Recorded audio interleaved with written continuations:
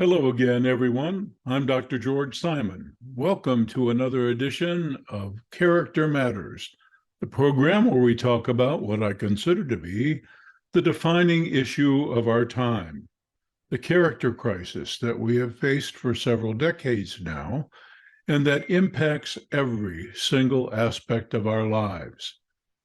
For decades now, a steady, incremental, insidious, vicious cycle has been taking place where more and more character development impaired individuals populate our society. The structures and institutions which have traditionally fostered character development have become increasingly corrupted.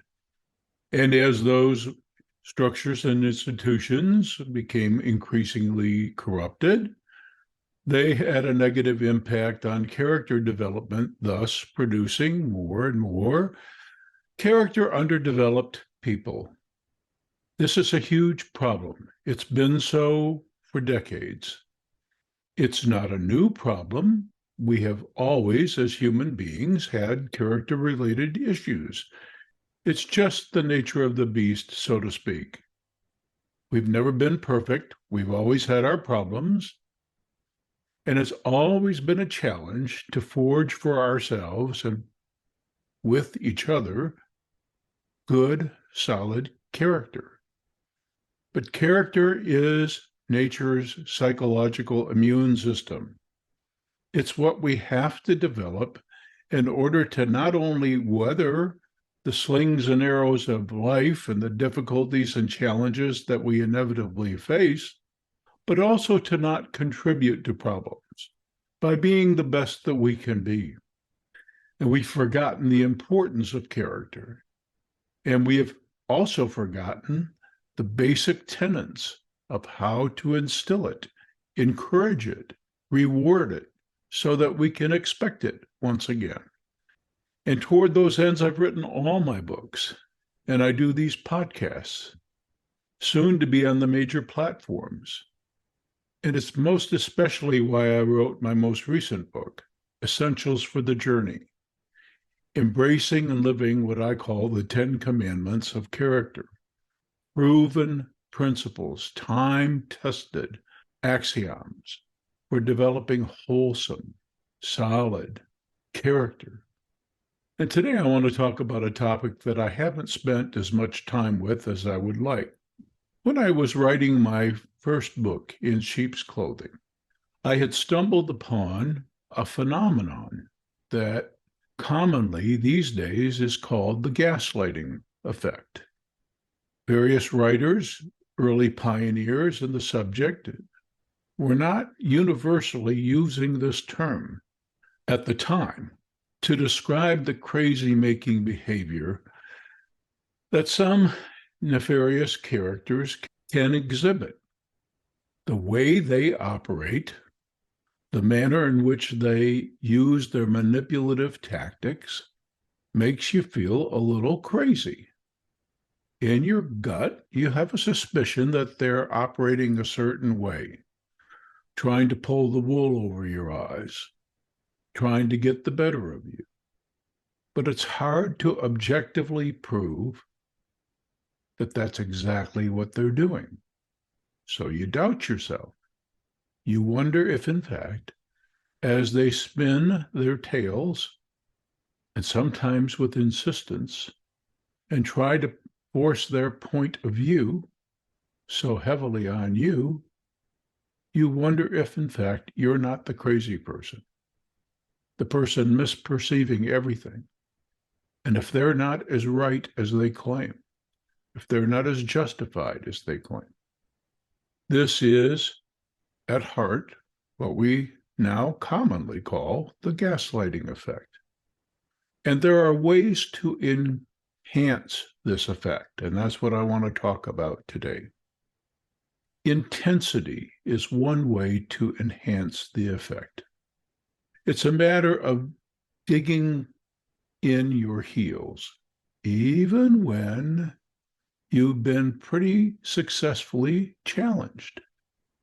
If I'm a narcissistic manipulator, If I want my way, if I'm one of those folks for whom it's always my way or the highway, and I expect you to capitulate as opposed to challenge, to always give me what I want, to always see things my way, instead of having to accede to your expectations. If I'm that kind of person, when I dig in my heels, when I come back at you with even greater intensity, making it look like I really believe the incredible junk that I'm saying, it increases the gaslighting effect. It makes you wonder, maybe this really is reality. He or she is being so adamant. Do they really believe what they are saying? Well, maybe. But the important thing is not that they believe what they probably know to be false. The most important thing is that you believe that they believe, and that you believe that what they say is true, even if it's patently false. And that's precisely how you succumb. I'm going to reiterate this. It's a powerful tactic.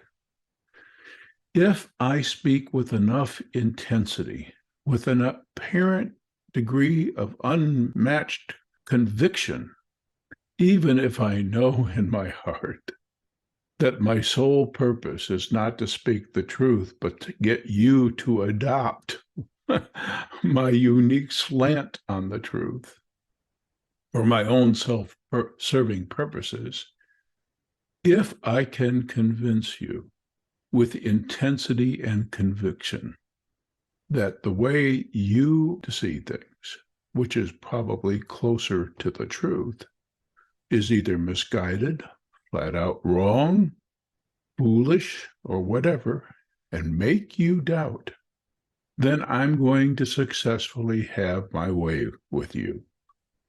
And that's why the tactic works. Adding intensity and apparent conviction. It matters not whether the manipulator really believes what they're saying. Sometimes they've lied so much, so intensely, and so frequently, they've come to believe their own lies. But more often, they know how absurd what they're saying and doing is.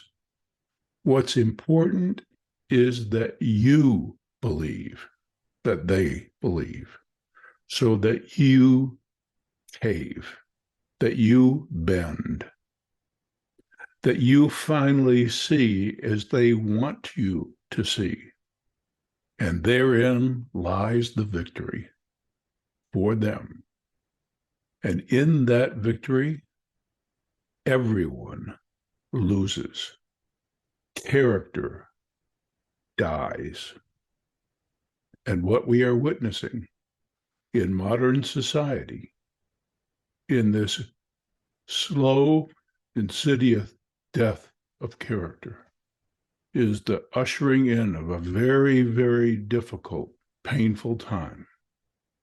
But I'm confident that when we get through it, we will reclaim, once again, the paramount importance of character. We will turn things around just as slowly and incrementally as we got ourselves in this massive, deep character hole. One heart at a time, one converted heart and mind at a time, reclaiming the timeless principles of good character, principles that I outline in all of my books, especially my most recent book, Essentials for the Journey.